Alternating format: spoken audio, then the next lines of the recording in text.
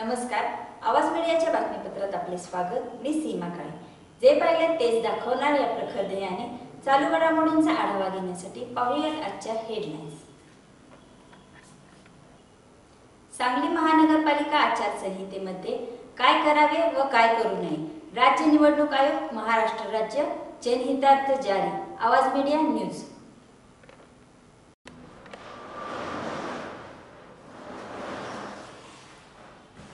निवडणूक लढविणाऱ्या उमेदवारांनी काय करावे.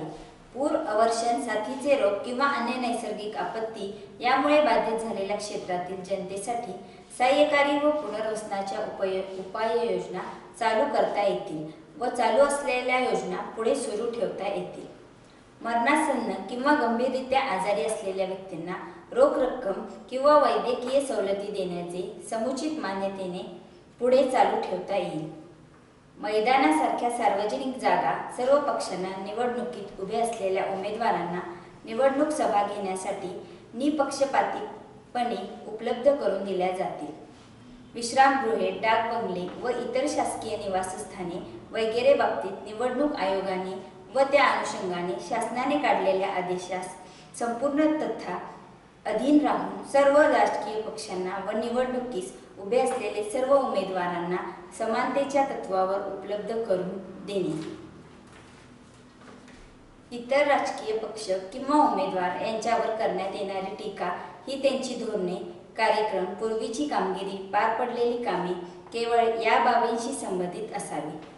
शांततामय व उपद्रवरहित गृहस्थ जीवन जगण्याच्या प्रत्येक व्यक्तीच्या अधिकाराचे पूर्णपणे जतन करण्यात यावे. प्रस्थापित सभेची जागा व वेळ याविषयी स्थानिक पोलीस प्राधिकाऱ्यांना पूर्ण माहिती देण्यात यावी आणि त्यासाठी आवश्यक त्या सर्व परवानगी मिळविण्यात याव्यात.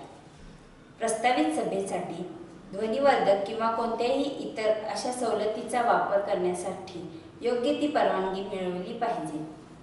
सभेमध्ये अडथळे आणणाऱ्या किंवा अव्यवस्था निर्माण करणाऱ्या व्यक्तींना प्रतिबंध करण्यासाठी पोलिसांचे सहाय्य मिळविण्यात यावे.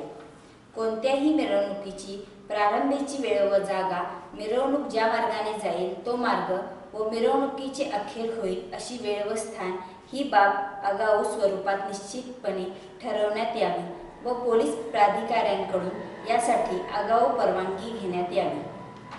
मिरवणूक ज्या वस्तीमधून जात असेल त्या वस्त्यांबाबत कोणतेही निर्बंधात्मक आदेश जारी केले असल्यास त्याविषयी खात्री करून त्यांचे पूर्णपणे अनुपालन करण्यात यावे. त्याचप्रमाणे सर्व वाहतूक नियमांचे व अन्य निर्बंधांचे अनुपालन करण्यात यावे.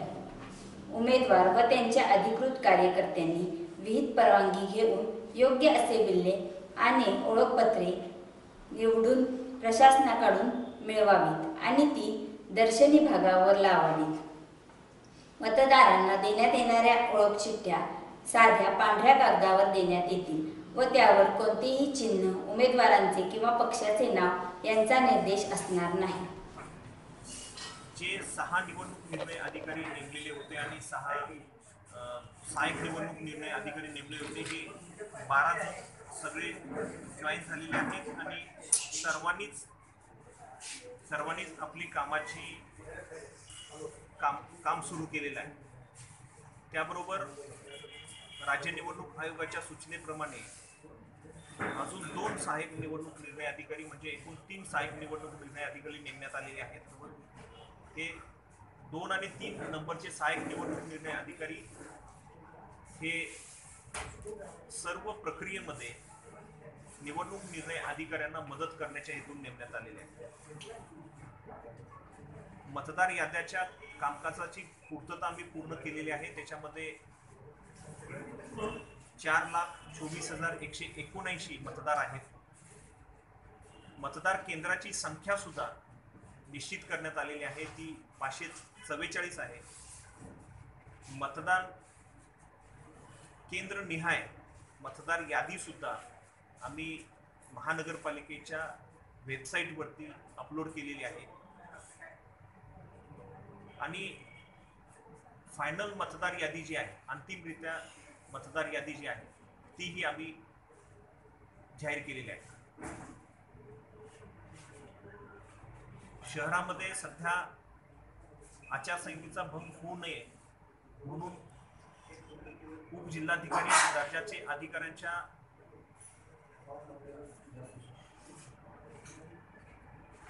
उपजिल्हाधिकारी दर्जाच्या अधिकाऱ्यांच्या अंतर्गत 3 फ्लाइंग स्क्वॉड करण्यात आलेले आहेत आणि सर्व निवडणूक निर्णय अधिकाऱ्यांच्या कार्यालयामध्ये प्रत्येकी एक फ्लाइंग स्क्वॉड करण्यात आलेला आहे. त्यामुळे एकूण 9 फ्लाइंग स्क्वॉड सध्या सुरू आहेत. त्याबरोबर जे स्टॅटिक टीम आहे, जे चेक नाके जे आहेत ते 8 चेक नाके संदर्भातले आदेश निर्गमित करण्यात आलेले आहेत आणि ती आज संध्याकाळपासून ते कार्यरत होते. त्याबरोबर इतर टीम्स जे आहेत त्याच्यातल्या इतर व्हिडिओची टीम आहे आणि व्हिडिओ पाहण्याची एक टीम आहे, याच्याही आदेश आम्ही निर्गमित केलेले आहेत आणि ते निवडणूक निर्णय अधिकाऱ्याच्या कार्यालयामध्ये कार्यरत झालेले आहेत. महानगरपालिकेच्या निवडणुकीसाठी आम्हाला जवळपास 3000 कर्मचारी लागणार आहे.